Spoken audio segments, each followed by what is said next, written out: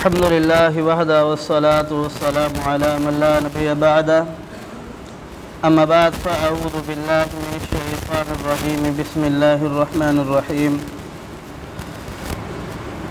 وأنذر به الذين يخافون أن يحشروا إلى ربهم ليس لهم من دونه ولي ولا شفيع لهم يتقون وانذر اور اے نبی ڈرا تو بہ الذین اس کے ساتھ ان لوگوں کو یخافون جو ڈرتے ہیں ان یحشروا کہ وہ جمع کیے جائیں گے الی ربہم اپنے رب کی طرف لیس لہم من دونہ نہیں ہے اس کے علاوہ کوئی ان کے لیے ولی دوست ولا شفیع لہم نہ کوئی سفارش کرنے والا یتقون تاکہ وہ بچ جائیں۔ اللہ رب العالمین نے پیارے حبیب پیغمبر علیہ السلام کو بے شمار کمالات بے شمار احسانات سے نوازا، جیسے کہ ساقی کوثر، شافی محشر، امام الانبیاء، خاتم الانبیاء، یہ سارے صفات، اسی کے ساتھ یہ شاہد اور مبشر بھی اللہ رب العالمین نے پیارے حبیب پیغمبر علیہ السلام کو صفات دی۔ اللہ رب العالمین اس آیات کے اندر پیارے حبیب پیغمبر علیہ السلام کو حکم دے رہا ہے کہ اے نبی آپ ان لوگوں کو ڈرائے۔ ایک اور جگہ اللہ رب العالمین بیان فرماتا ہے کہ انا ارسلناک شاہدا ومبشرا ونذیرا، کہ پیغمبر علیہ السلام کی جو صفات ہے ان میں سے یہ ہے کہ آپ علیہ السلام اللہ رب العالمین کی طرف سے لوگوں کو خوشخبریاں دینے والے ہیں، یعنی جنت کی، آخرت کی، جو اچھے اعمال کرے اس اعمال کے نتیجے کی، اور ڈرانے والے ہیں جہنم کی اور روز قیامت کے دن کی اور آخرت کے دن کی، اور جو برا اعمال کرے اس برے اعمال کے نتیجے کی۔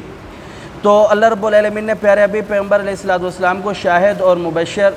اور نذیر یعنی ڈرانے والا اور خوشخبریاں دینے والا بنا کر کے بھیجا ہے۔ اب اس آیات میں اللہ رب العالمین بیان فرماتا ہے کہ اے نبی آپ ان کو ڈرائیے، کس بات سے؟ کہ اس بات سے ڈرائیے کہ انہوں نے عنقریب بالآخر ہمیں آ کر کے ملنا ہے،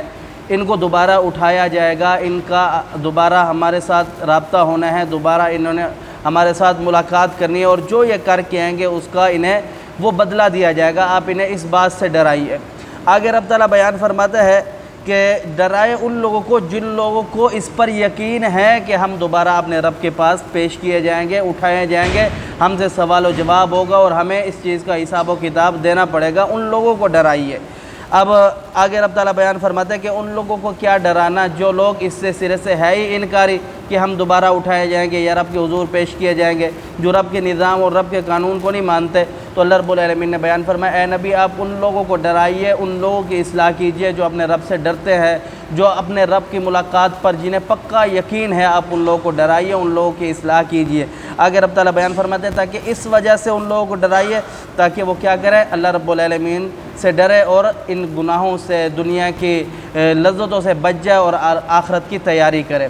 یہاں اللہ رب العالمین یہ بیان فرما رہا ہے کہ آخرت ایسا دن ہوگا جس کے اندر نہ کوئی تمہارا کوئی دوست ہوگا، نہ کوئی سفارش کرنے والا ہوگا، صرف اللہ کے علاوہ۔ دوست ایسا ہے کہ ایک نیکی کی خاطر انسان پوری انسانیت کے پاس جائے گا، بھٹکے گا، اس کے نام اعمال میں ایک نیکی کم ہوگی کہ وہ جنت میں چلا جائے، اور کوئی اسے ایک نیکی دینے کے لیے تیار نہیں ہوگا۔ کوئی کسی کا دوست نہیں ہوگا، ماں بیٹی کی نہیں ہوگی، بیٹی ماں کی نہیں ہوگی، باپ بیٹے کا، بیٹا باپ کا، کوئی رشتہ، کوئی دوستی، کوئی تعلق کام نہیں آئے گا، صرف یہی کام آئے گا کہ جو انسان نیک عمل کر کے اللہ رب العالمین کے پاس گیا ہوگا۔ آگے رب تعالیٰ بیان فرماتے ہیں کہ کوئی سفارش کرنے والا بھی نہیں ہوگا، سفارش جو ہوگی وہ اللہ رب العالمین کے حکم کے ساتھ ہوگی۔ یہی وجہ ہے کہ تمام انسان جناب آدم علیہ السلام کے پاس جائیں گے، جناب ابراہیم علیہ السلام کے پاس جائیں گے، جناب نوح علیہ السلام کے پاس جائیں گے، جناب موسیٰ علیہ السلام کے پاس جائیں گے، حتیٰ کہ جناب عیسیٰ علیہ السلام کے پاس جائیں گے، اور محمد رسول اللہ صلی اللہ علیہ وسلم کے پاس جائیں گے۔ سب نبیوں نے یہی کہنا ہے کہ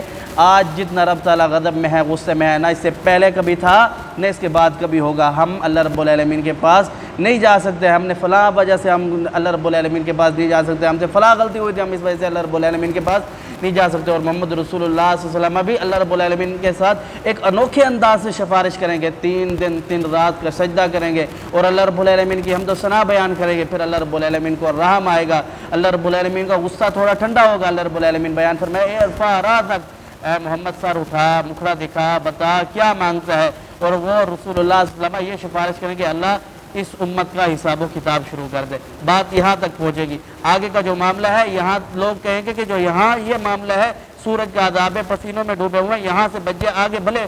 جو بھی ہو، لیکن آگے کا عذاب اس سے بھی زیادہ سخت ہے۔ تو اللہ رب العالمین نے ڈرایا ہے کہ آخرت کی تیاری کرو، آخرت کے اچھے اعمال کرو تاکہ تم آخرت میں بچ جاؤ۔ اللہ سمجھنے عمل کی توفیق دے۔ قل قولی ھذا استغفر اللہ لی ولکم ولسائر المسلمین۔